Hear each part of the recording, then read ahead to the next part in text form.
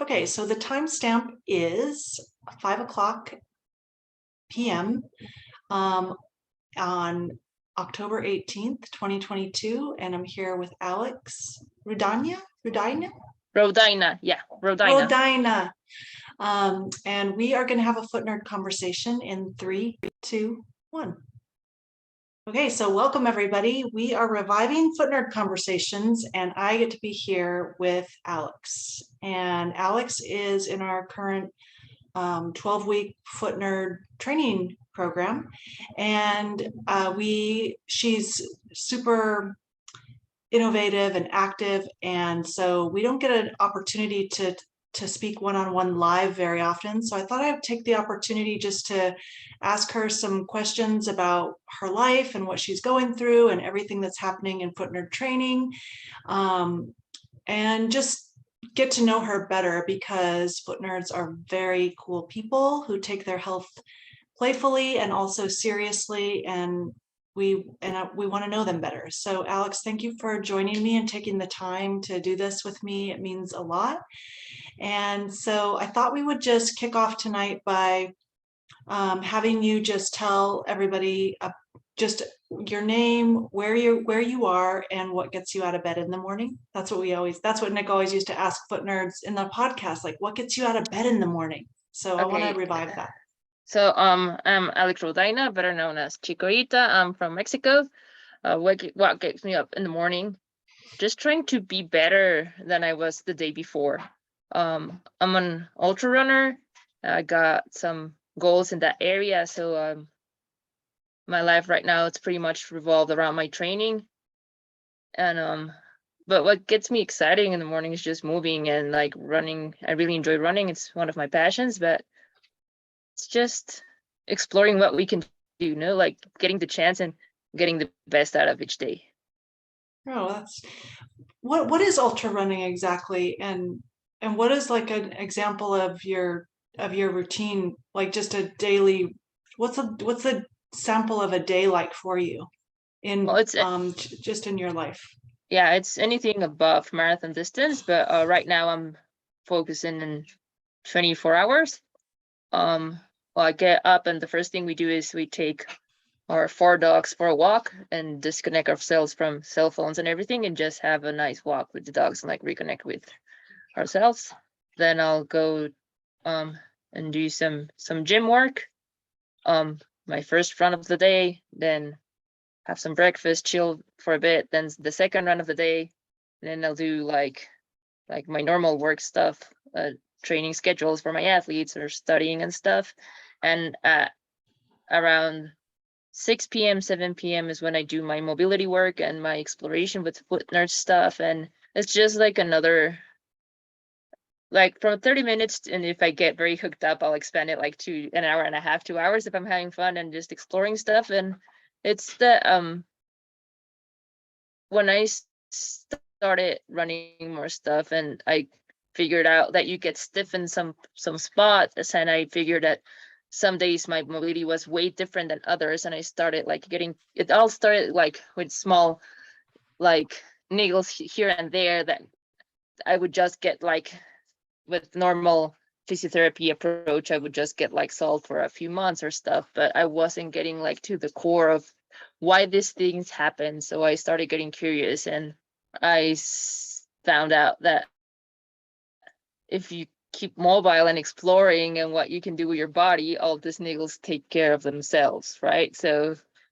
that's like one of my favorite parts of the day, I think.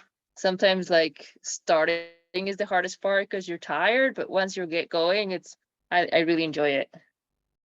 You wake up at the same time every day? Yeah, 4 a.m. What time? 4 a.m. Nice. What time do you go to sleep? It depends on like what I have going on, but around 9 or 10. Mm-hmm. And so, have you always loved running? How did you get into it? It was like I enjoyed it, but not like anything competitive or stuff. And then we did like just a run for fun with some friends, and I saw I was good and maybe I could do something with it. And then I just got hooked, and more. It was not just that I started getting good results, but the feeling I got out of it, I really enjoyed it. And then as the years went by and started progressing, I found out that while during the runs and stuff, I figured a lot more about myself than I tend to do in other activities. And I think that's what got me like more hooked. So you're saying that like what you figured out, like when you were running, you learned about who you are as a person. Yes. And so not only is it that you are successful and good at it, but you also get like really good reveals about your weaknesses, your strengths, your frustrations, your like what you thrive on, what you're passionate about, kind of like that. Yeah, it's just not just like I'm like good competitive wise. It's like that growth is good, but like a personal growth, I think that's where I got hooked, because you really like gotta face yourself at a lot of points. Mm-hmm. And I think that's just beautiful. And you learn like to be your very best friend, because you could be like your worst enemy as well. So I really enjoy figuring things out to be my best friend at the worst of times during the runs. So yeah, Yeah. that's what got me. Oh my gosh, I really love exploring this idea about any sport, right? That a human finds any movement activity. And I think there's something about competition that's so beautiful, right? Because competition, I think, gets a bad rap in certain areas of our culture, like with children and stuff, but like we're so protective. But I think it's such an important aspect of showing us who we really are. Like, how do you deal with defeat, and how do you become your own best friend? Like that's a concept that we don't talk about very often, right? Like who are we to ourselves? Because Yes, we're so so I yeah, sorry go to ahead, interrupt before it goes. please. Who we are to ourselves, I think we're so wrapped up in modern society that we view ourselves only through the lens of how others view us. Like it's like people now got this facade you gotta put out on social media and stuff, and so then you gotta live up to that. And sometimes, and sports, I think, brings you to the core of who you are, because you can't fake it when you're like so connected. And like movement is that, right? Movement brings us back to who we truly are. Like it reconnects us with everything and disconnects us from all the things that really don't matter. So I Mhm. think that's beautiful. And with the competing stuff, I think we often forget that competing is actually pushing ourselves further with the help of others, instead of trying to just beat the crap of the peer person around you, whatever. It's like using these people that are good and that you don't have the chance to be with all the time, that are probably better than you, or hopefully are better than you, that are going to push you through your limits, right? Mhm. So it's Yeah. using, I don't know, like reframe this thing and use all the tools we have to be better. That's what we need to Yeah. use. Yeah, and I just finished reading this book called The Inner Game of Tennis because I love tennis for these very reasons. I started playing tennis with my spouse Matthew, and I was so surprised. I played college sports, but as an adult in the middle of my life, we stopped competing at sports. But when I got on the court, I realized that I had that competitive fire, and I would get so pissed at him, like when I would fail. It is like just such this beautiful, if you give competition a chance to show you, how to overcome. So my point is about the book, The Inner Game of Tennis. It talks about who your opponent is to you. Like it's not somebody that you're trying to like, yes, you are trying to beat that person, but it talks about like winning and losing, and how your opponent or who those you're competing against are your best friends, because they, number one, put a mirror right to you and show you who you are in winning and in losing and in, injuries or everything. And then on top of that, when you are faced with somebody, say, across the net, or somebody who is better than you, and you're trying to beat them, that's like one area. But then, like when you are better than somebody, like lately, I've been getting better at tennis, and I have this part of me that feels so bad. Like if I really like the person across the net from me, and let's say I'm just beating them down, I have a hard time dealing with that. And because it's recreational tennis, it's like, don't take it so seriously. I'm not making money and I'm not a pro. But at the same time, when I read this part in the book that talked about you are helping the other person grow. So you are giving them tools and strategies. Like if you hold back and you don't play your hardest against them as well as you can, then you don't give them the opportunity to be better. And I Yeah, love that so much. it's like showing, I always believe that the way to show respect is by actually giving your best, right? Because that Mhm. means that I respect you enough to be willing to put all my hard work into it, right? It's not, you Yeah. don't, as long as you're not like being a total jerk or something. Yeah. Yeah. Which And you're just, happens though, right? It happens. yeah. Yeah, but it also like reveals another part of you, right? If when you're winning, you turn into this different kind of person, then you're seeing another side of yourself. And so this allows you to see like, oh, maybe I need to work on this, maybe I need to work on this. So Yeah. I don't know, as long as we enter it into a non-judgmental way and we are able to observe how we react in every single spot, good or bad, or any Mhm. situation, and we're willing to work on it, I think it's a great opportunity. Yeah, I agree. So how did you, okay, so I want to kind of dig into, like you said, like when you started to run competitively, you started to find like little niggles in areas of your body that maybe traditional physical therapy wasn't actually getting to the root cause of. Can you just expand a little bit about that, like specifically, like where, as a runner who, I mean, it sounds like your days are pretty well organized, and I guess you're a coach for work, right? That's what so you are an athlete and you're a coach and you're studying, and so if you're obviously doing everything that you love Yes. in your life, that's so great. um so were there injuries, were there just, like, when you talk about mobility, can you unpack that a little bit about where were the parts and what were the temporary fixes, and then where are you kind of now, physically, and like how do you explore that? Yeah, it all started like with, like the typical, oh, I have tight calves, and they would like, oh, just stretch them or massage them or whatever. And they would come back and come back and come back. And I would strengthen them and whatever and do the stretches. And I was like, oh, well, if this is not working, maybe the calves are not the root of the problem. And then this will trigger like Achilles, like niggles here and there. And it was like, okay, maybe this is because of the calves, but what's triggering the calves, right? So I was like, getting temporary solutions. I mean, I could keep on running and stuff, but I couldn't like actually dig into what was causing all this stuff. Like, where's the actual problem? And I don't know if they're still there, but when I don't know how old Foot Collective is, but when I found out about it was just like you could only get information by going to live seminars, or they had this 2-hour online like webinars where you learned stuff like from watching the seminars they did. This is how I got like first into this whole like being barefoot and the movement and stuff. And in this webinar that they said like it's all in the hips, right? So if you're sitting down or if they're not properly like functioning properly, like your glutes are not gonna be able to do their job. So the calves start doing their job. And I started like understanding more how the body's connected as a whole. And I started doing the exercises, and I felt a difference like immediately. Like my calves wouldn't like be working as hard, my glutes would fire, I would have more power. Mm. And then I started like, oh, maybe that like to completely resolve my problem with the Achilles and stuff, I need to start like looking at my shoes. And then I started like shifting into barefoot.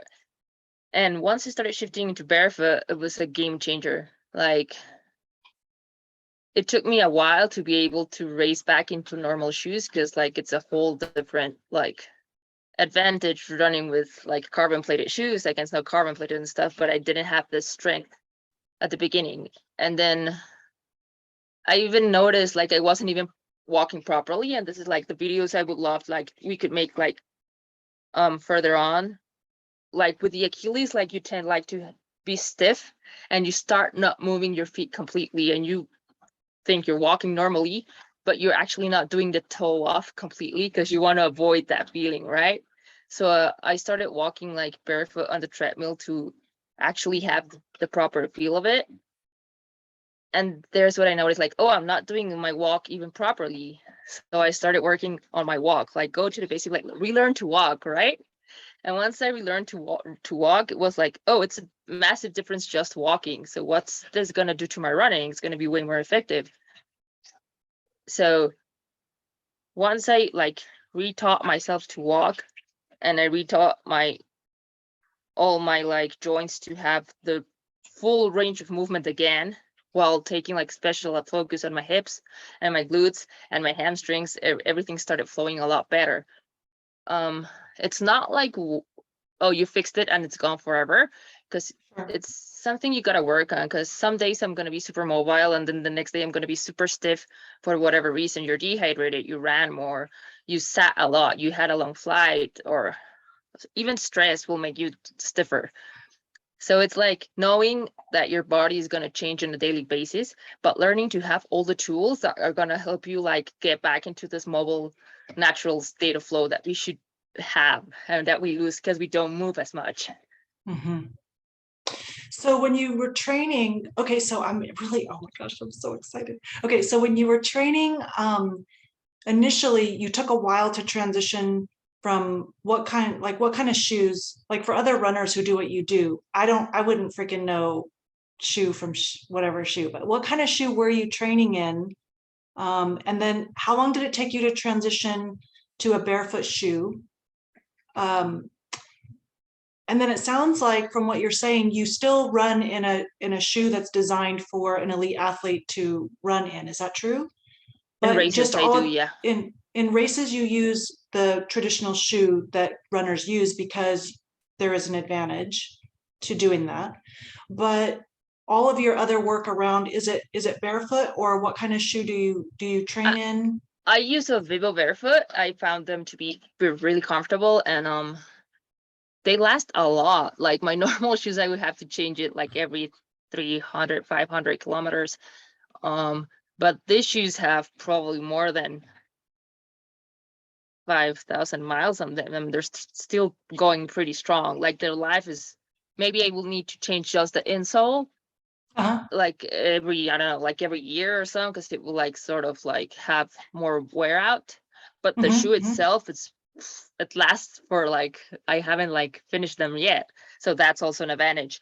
I tend to transition pretty aggressively into stuff. I wouldn't recommend it like that, but I started off like just with my easy runs, like shorter, easy runs, like to try them out. The first day, I still remember my first run with those shoes like it was yesterday.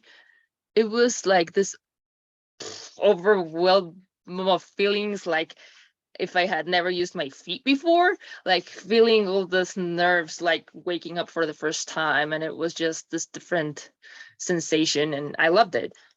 And at the first it was like, oh, my feet are tired, or my legs get tired easily, or whatever, but as time went by and I started like using them more, and you will notice like when you're ready or not, you start progress like in your first runs and stuff, because your feet will like be a little bit more stiff or whatever, because you're getting used to it, right? Because we need to remember that our joints take more time to adjust than like our cardiovascular system. So just like do it one step at a time and listen to your body and not force it. But like you get stronger, like your legs won't get as tired when you use normal stuff, because you feel like you've got a lot of like bounciness on your feet and stuff. I do even get more tired if I use normal shoes for races and stuff, that being barefoot or with my Vivo now, because I'm very used to it. But it is a game changer. Like immediately your hips will go into the place they need to be, and I will even notice like, oh, I got right now tight hip flexors, or my glutes are tight, because you won't feel like the stride as smooth as it should be, and it naturally comes. Like if you want to improve your running form, this will naturally help you get there.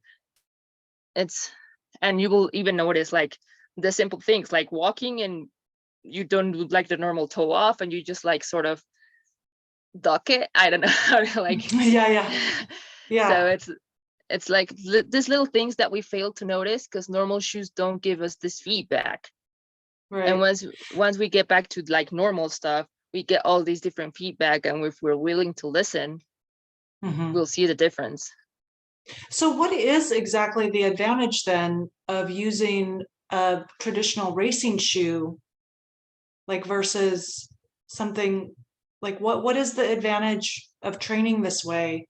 And how uncomfortable is it from training, with natural footwear and barefoot to get into a shoe? Because anytime I try to slide my foot into any shoe, even like those ultras that are zero drop, but they have cushion, like I've tried those on the tennis court and it feels like I'm on marshmallows or something, it's such a weird feeling that I can't bring myself to do it. So what advantage does that have for you? I will normally when races come near, I will do like specific runs, maybe with the shoe I'll do at races. My feet will get a bit more tired now instead of the other way around, but it's just to get used to the feeling. The thing is that since it has like some sort of extra propulsion, you use less energy, so that's like the advantage. Oh, okay, I see. That makes Even sense. like there's a huge controversy right now if some are legal or illegal, and because some have more propulsion than others, and like Right. it's We a always whole try to find controversy thing. Yeah, like if we try we to find all, the loopholes in the when yeah. yeah, I mean, like I'm not against science and it's cool and Sure. stuff, but if we could all like run in vivos, I would be totally into it. And Yeah. let's see like what we can do, like totally back to basics. I would 100% be into it.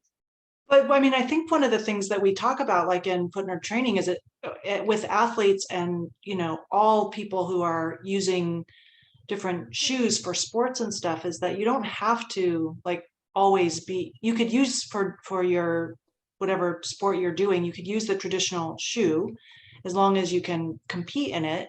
But like all of your other work, like outside, like you're doing is, but I was just curious, like what the effect was. Is the shoe narrow? When you put your feet in, I'm assuming you give yourself time to adapt prior to whatever race is coming up to the shoe. So those shoes well and that your feet are happy-ish in them. Yeah, I mean, I'm also like I'm used to getting half size bigger because my feet Mhm. are like this now, so they won't fit in regular shoes. And every time I use them, I will like counter it. Like if I raced a really long race on those shoes, or I had like a longer training or whatever, I'll use my toe spreads like longer for the rest of the day, just like to counteract it, or do a longer release session like with the ball and the feet and stuff. And all these things that at first sound like chores and maybe you don't want to do them because it's like in the end they're just like another part that you really like, you're looking forward to do it because you know the benefits, right? So right Yeah. now I know that keeps me going and it keeps my body healthy. So Yeah. yeah, like Well, I also enjoy doing it. Yeah. congratulations on taking those steps and such good care of yourself. We think that I love that. Okay, so I want to jump into footnote training then and just ask you so the approach I want to take with this part of our talk is thinking about people who are coming into footnote training, right? Because somebody like, so footnote training is for anyone. I mean, you happen to be an athlete who is very serious about what it is that you do in your life, and it kind of revolves around your job coaching and footnote training. And so you have a very routine life around your sport and keeping your body healthy. But that's not all foot nerds. I mean, foot nerds come from all walks of life, with all different ages and and most of us are not at doing something, participating in competition at the highest levels. So I guess let's talk about how what was it like when you went through because I guess what week are you in right now? 7. I'm starting 7. So you're starting the 7th week. So you just finished the first 6 weeks. How did you organize yourself? What was it like trying to go through the screens and then developing an experiment? What was your 1 hour? Because footnote training is, we dedicate 1 hour per day to restoring our foot health, whether it's listening to lessons, taking notes, working on our experiments, sharing with each other on Slack. Like, what was your experience for the first 6 weeks like? And then, yeah, so let's start there. I grabbed as many people as I could. Like at home, everybody's right now like barefoot and stuff. And my dad will come on and start taking that he's barefoot. And I did like my screening, and I think first of all is like, you might think like keeping the journal and stuff is not going to make a difference, but it keeps you accountable. So like if you do the screening and stuff, is like, oh, I maybe hadn't noticed like my left ankle is a lot stiffer than my right ankle, right? And so these little things just are like little pop-up stuff in your head. And I think one of the things that, especially like for week 1 and for newcomers, is not to get overwhelmed. It's like, it doesn't matter where you start, right? Maybe you get here and you can squat perfectly, and so you're very advanced, right? But maybe you get here and you can't get even to 90 degrees.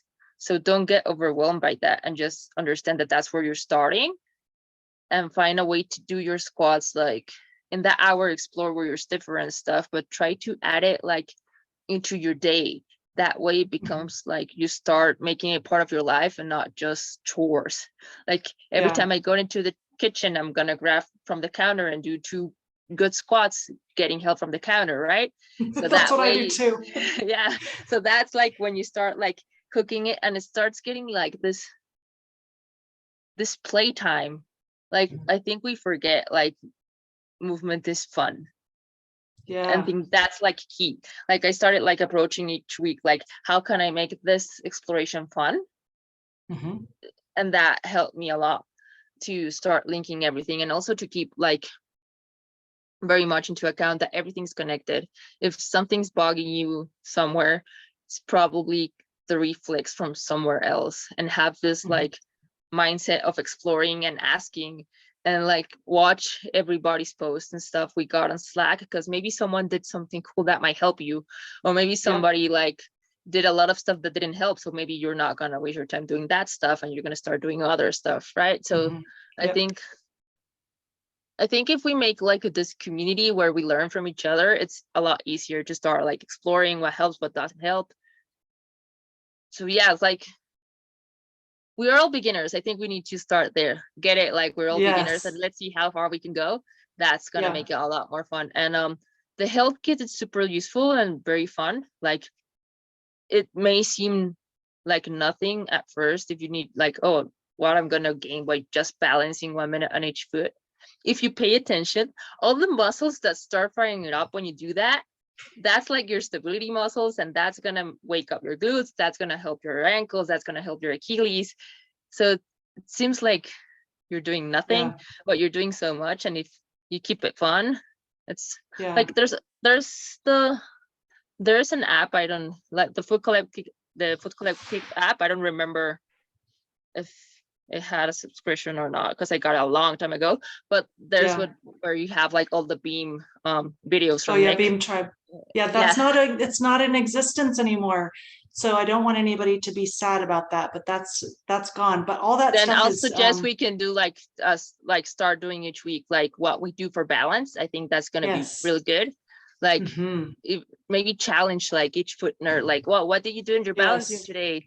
So we could all have challenges and start like doing this. And all of the Beam Tribe stuff is on our Foot Collective YouTube channel, so you could scroll around. And I mean, I think having specific challenges for within our community is a great idea, but that's all accessible, like we have like spending time on a beam is, I think, is the most important thing we can do for our like little stabilizers and reconnecting like feet to ankles to knees to hips and so on up the chain. But and then what you were saying was interesting too, about keeping it playful, which I think you're so right. Like as adults, we forget, especially if we've been in pain for a while, or we've been conditioned that you go to the gym and that's where you move, instead of our whole, like this is it. Like we get like assigned this human body, and it's designed to move and feel good. And as we grow older, we don't do that. We don't. We've been conditioned to stiffness.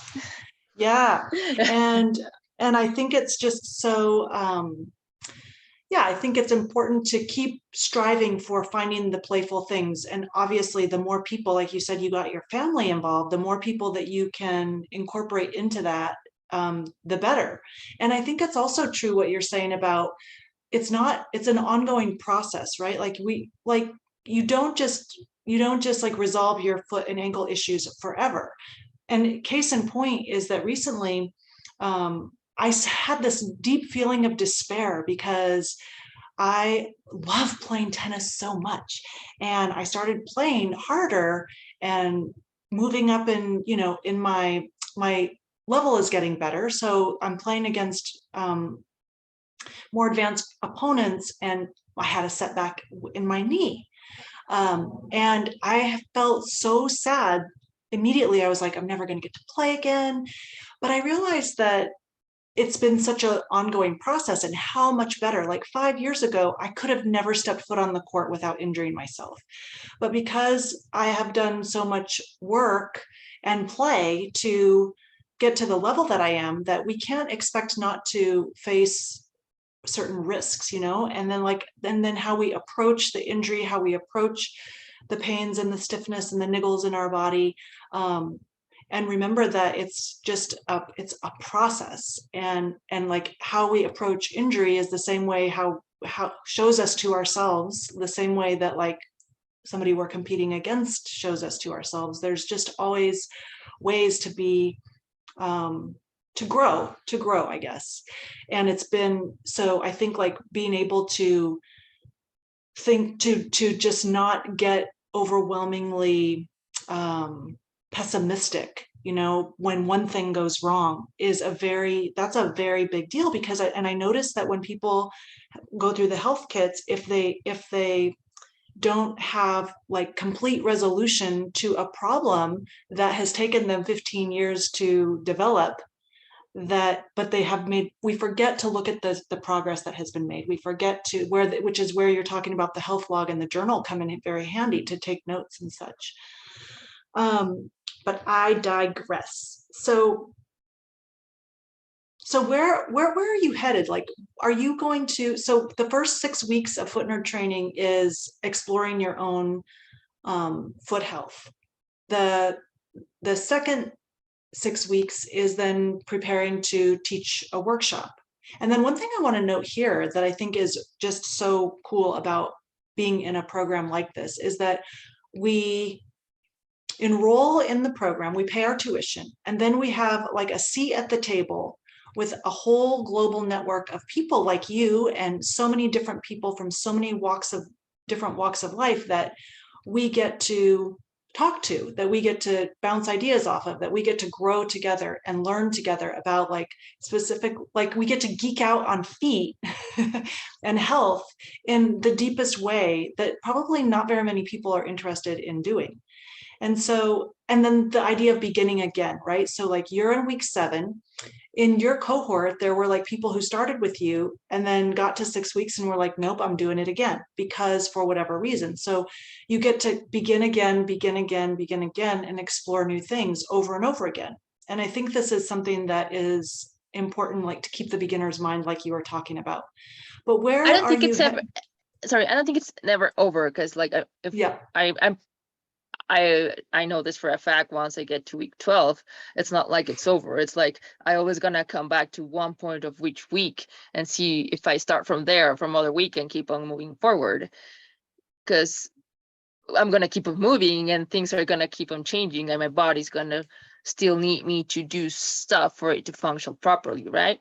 So Yep. we also need to keep like this. We need to like set our mindset that we get into this program to learn, to fix maybe a specific niggle and stuff, but also to learn that we're here to better our health.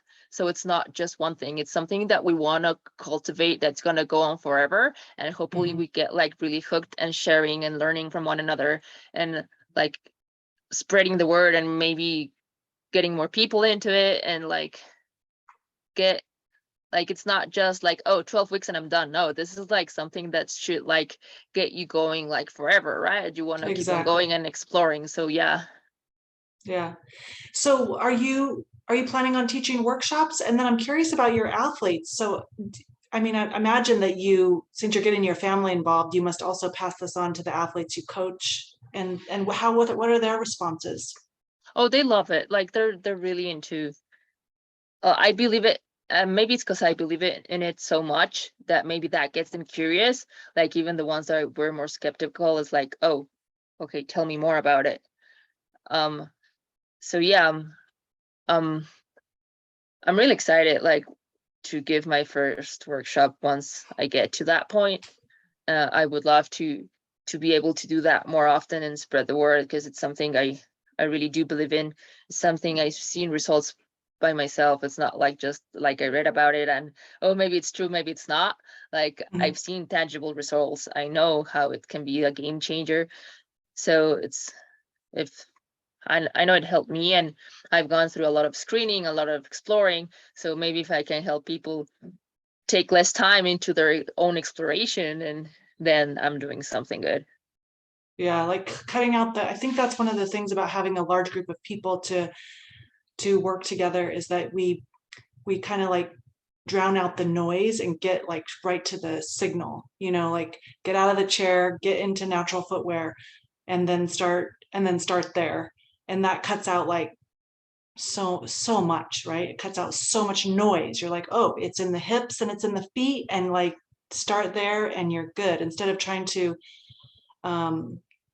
I read a quote about how like if you don't address what's happening in the feet and the hips, then the body continues to work as a like separate compartments rather than as one whole unit, and Yeah. then like and I think that it also makes us have to really pay attention like internally. And I think that one of the aspects of 6-pillar health or bigger health, which is part of a year-long program that is separate from foot nerd training, is that we are so externally focused on how we fix our health, is like exporting our health to the people around us that know our bodies better than us. And I think with this type of training, getting on a beam specifically, and it forces you inside, it forces you to go inside and listen closely to what's happening in your body, right? And that's very different than saying like, I'm in pain, let me take something, I'm in pain, let me go see that person, let me go see 10 different people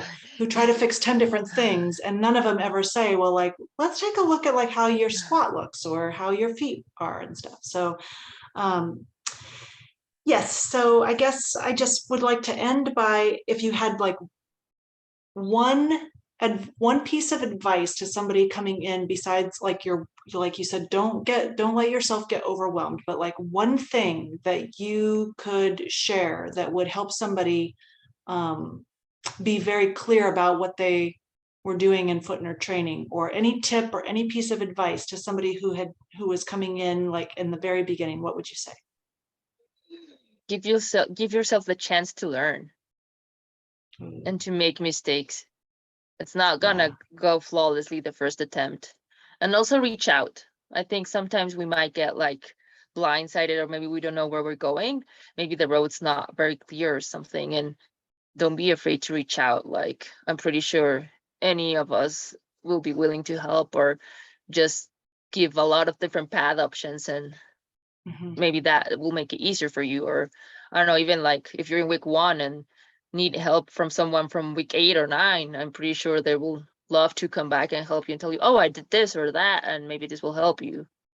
Yeah, so for just sure. like give yourself the chance. Like, don't rush it, and enjoy it. Oh, that's great. That's great advice. And I agree with that. And you can always begin again. 1,000 times you can begin again.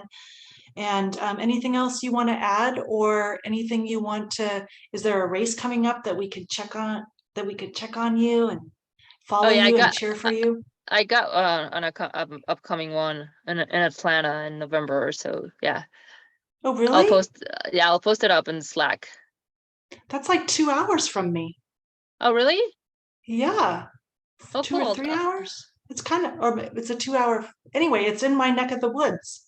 I'll let you know. Yeah. And so please, let's post it so we can cheer for you. And Oh, I'll love thank to do you. the post recovery from that one also, because if anyone's like willing to know how to come back to being full mobile after doing stuff like that, I think it's helpful. How long is the run in Atlanta? 24 hours. 24 hours. Oh my gosh. Well, I hope I can't wait to cheer for you and follow you and hear all about it. And thank you, Alex, so much for spending some time with me. And foot nerds who are out there, we love you a lot, and we will catch you later. So ciao for now.